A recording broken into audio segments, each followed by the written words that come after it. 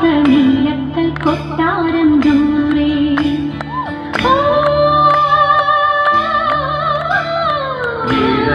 വാതില കോട്ടയ്ക്ക് കാവല 7 സിംഹങ്ങളാണേ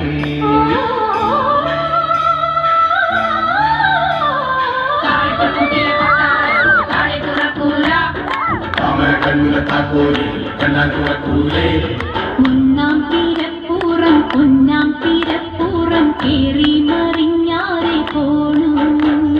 കൂട്ടീന്ന് പെണ്ണാളും കൂടെ